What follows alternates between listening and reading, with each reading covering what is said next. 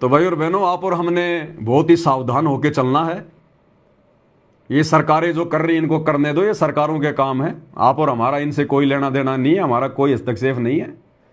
जब ये भगवान के समझाने से नहीं समझे तो हम क्यों फालतू में थूक बिलोएं।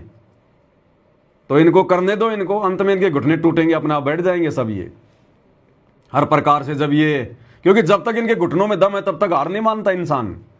जब तक अगर जरा सा भी अगर घुटनों में पानी शेष है, इंसान हार नहीं मानता। जब ढंग से टूट लेंगे ना, तब ये जमीन पे गिरेंगे, तब इनको भगवान याद आएगा, परमात्मा याद आएगा इनको। तो ये होना भी जरूरी है और ये होके भी रहेगा। और आप और हम सभी सत्सेवक भाई बहनों ने ऐसे समय में बिल्कुल दृढ़ रहना है। सरकार की केवल हमने वही एडवाइजरी फॉलो करनी है जो एडवाइजरी हमारी भक्ति मर्यादाओं में बाधक ना हो। ध्यान रखना इस बात का। सरकार की हमने केवल उन्हीं बातों को फॉलो करना है जो बातें हमारी गुरुजी की मर्यादाओं में बाधक ना हो। सरकार कह रही है भैया लाइटें बंद कर दो, तो लाइटें बंद कर दो, कोई दिक्कत नहीं, हमें कोई प्रॉब्लम नहीं है। जब ये लोग अपना ब्लैकआउट करते हैं, लाइटें वाइटें बंद करवाते हैं, लाइटें बंद कर दो, कोई दिक्कत नहीं। सरकार कल को कहेगी आपके घर में जो ये दीपक जल रहा, जो हवन हो रहा है, इसको बंद कर दो, तो नहीं करेंगे भैया, नहीं करेंगे ना। वो चाहे हमें जेल में डाले, चाहे हमें घर से बाहर निकाले, चाहे खुद वो दीपक को बंद कर दे, वो बात अलग है। हम अपने पांचों यज्ञ बंद नहीं कर सकते, अपनी भक्ति को बंद नहीं कर सकते। जो बॉर्डर की साइड के जो इलाके हैं और वहां यदि कोई भगत रहता है और सरकार कह रही है भैया गांव खाली करो यहां से, तो सरकार की उस एडवाइजरी को हमने मानना पड़ेगा। हमने उस एडवाइजरी को मानना पड़ेगा। हमने जो है बल्कि सुरक्षा के लिहाज से हमने वहां से उनको खाली जो है वो करके, क्योंकि सरकार फिर आगे भी हमारी व्यवस्था करेगी। लेकिन हमारे पांचों यज्ञ में कोई दिक्कत आ जाए, तो कहने का मतलब है गुरुजी की भक्ति और मर्यादाओं में सरकार की कोई बात अगर बाधा उत्पन्न कर रही है, वो हम नहीं मानेंगे। इन चीजों का ध्यान रखना। और जब तक ये इंटरनेट रहेगा, जब तक मोबाइल ठीक ठाक चलेंगे, तब तक तो दास लाइव आता रहेगा।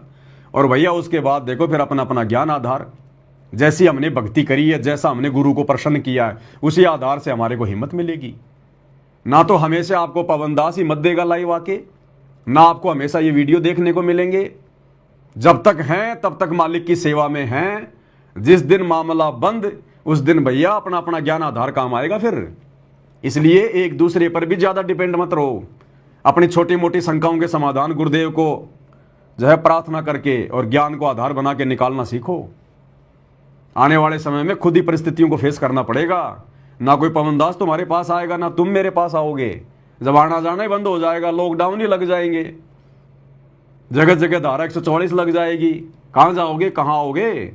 सरकार का काम है 1 मिनट में इंटरनेट बंद कर देगी, फिर क्या कर लोगे तुम। ये तो सरकार के हाथ में है ना, 1 मिनट में बंद कर दे इंटरनेट, जहां करना है, जिस भी मुल्क राज्य का करना है। तो ना तो ये पवनदास हमेशा आपकी मदद करेगा, ना कोई भगत भाई करेगा। मदद करेगा परमात्मा, और परमात्मा की मदद लेनी है तो ज्ञान को आधार बनाओ और संघर्ष करो भैया, और विश्वास अपना दृढ़ रखो मालिक पे, तभी हमारी जीत होगी, नहीं तो नहीं हो पाएगी। ये परिस्थितियां जो पैदा हो रही है ना, ये आप और हमारी परीक्षा के लिए, ये भी ध्यान रख लेना। आप और हमारी परीक्षा इन्हीं परिस्थितियों में होगी। तो भैया चाहे भूखे मरें तो मरें, नो टेंशन, कोई प्रॉब्लम नहीं। भगवान ऐसा होने नहीं देगा। अगर आपने भगवान को भगवान मान लिया और मर्यादा में रह के भक्ति कर रहे हैं, तो आप पे ऐसी कोई दिक्कत ही नहीं आने देगा परमात्मा। क्योंकि विशेष परिस्थितियों में दुनिया वाले दुखी होते हैं जो भक्तिहीन प्राणी होते हैं। परमात्मा के बच्चे दुखी नहीं होते। परमात्मा अपने बच्चों के लिए कहीं से भी व्यवस्था करवाएगा। मालिक ने बताया ना, सन 1720 में जो भयंकर जो अकाल पड़ा था, जो गरीबदास जी के समय में, तो दुनिया जो है मतलब पवाड़ घास खा रही थी, जो गधे भी नहीं खाते। लेकिन उस समय जो परमात्मा के भगत थे, उनके भोजन पानी की व्यवस्था की परमात्मा ने। तो ऐसे ही परमात्मा वही आज है धरती पर। अगर हम अपने गुरु पर विश्वास रखेंगे, भक्ति करेंगे, जगत वालों के सामने नहीं गिड़गिड़ाएंगे, कोई मदद की उम्मीद किसी से नहीं करेंगे, चाहे भूखे मर जाएं, तो ये परमात्मा फिर हमारी मदद करेगा। ये एंड में आता है, शुरू में नहीं आता परमात्मा। भगत प्रहलाद के साथ में कितनी नाइंसाफी हुई, 84 प्रकार की यातना दी गई। क्या परमात्मा बीच में आया था? क्या पहले आ गया? साथ था गुप्त रूप में, लेकिन परमात्मा बिल्कुल एंड में आया, लास्ट में। जब देख लिया कि भगत अब तोड़ने से नहीं टूटने वाला, तब परमात्मा लास्ट में खंबे से प्रकट हुआ। वो भी उसके विश्वास को देखकर। जब उसके बाप ने कहा कि सामने जो खंबा है, क्या इसमें तेरा भगवान है? बोला हाँ, इसमें मेरा भगवान है। मेरा भगवान तो हर चीज में है। तो बोला देखता हूं तेरा भगवान खंबे में है कि नहीं। जैसे खंबे के मारी, तो खंबे में कौन सा भगवान होता है, लेकिन भगत प्रहलाद के विश्वास को बनाए रखने के लिए, क्योंकि उसको विश्वास था कि मेरा भगवान तो सृष्टि के कण कण में है। अगर उसका बाप वो खंबा तोड़ देता और खंबे में अगर भगवान नहीं निकलता तो भगत प्रहलाद का विश्वास टूटता। तो परमात्मा भगत का विश्वास नहीं टूटने देता। धारी मोरे संत की मोह से मिटे ना अंश, कि मेरे भगत ने जो बात कह दी, वास्तव में कोई भगत होगा, अगर मेरे भगत ने मन में कोई धारणा कर ली तो परमात्मा उसको पूरी करता है। तो भगत प्रहलाद के विश्वास को बनाने के लिए परमात्मा खंबे में से प्रकट हो गया, नहीं कोई बैठा थोड़ी था खंबे में परमात्मा। तो इसी प्रकार आप और हमारे विश्वास को देखकर कि ये मेरे भगत किसी के आगे हाथ नहीं जोड़ रहे, किसी के आगे नहीं जो है वो गिड़गिड़ा रहे, भूखे रह के टाइम पास कर रहे हैं, पानी पी पी के टाइम पास कर रहे हैं, अंत में फिर ये भगवान आएगा, ये वही नरसिंह भगवान है। नरसिंह रूप धरे गुरु राया, यही गुरु सतगुरु रामपाल जी ने नरसिंह रूप धारण किया था। अंत में फिर आएगा ये परमात्मा अपनी भगत की मदद के लिए। सो चल छिद्र मैं करूं अपने जन के काज, लेकिन भैया उतना विश्वास चाहिए।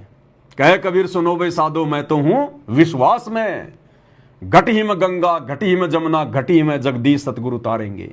ये ना सोचो कि सार जेल में बैठा हुआ भगवान, ये वह भगवान है, सृष्टि के कण कण में है, अनाज के दाने दाने में है, ये हर एक के घट में बैठा हुआ है परमात्मा। जब आवश्यकता पड़ेगी तुरंत सामने प्रकट हो जाएगा। लेकिन होगा उनके लिए ऐसा चमत्कार, ये करेगा उनके लिए जो वास्तव में इसके चुने हुए दृढ़ भगत होंगे। तो भैया भगवान तो है धरती पर, लेकिन भगवान से लाभ प्राप्त करने के लिए हमने भी भगत बनना पड़ेगा। अगर भगवान से लाभ लेना है तो फिर हमने भी भगत बनना पड़ेगा। दो नावों की सवारी नहीं चलेगी।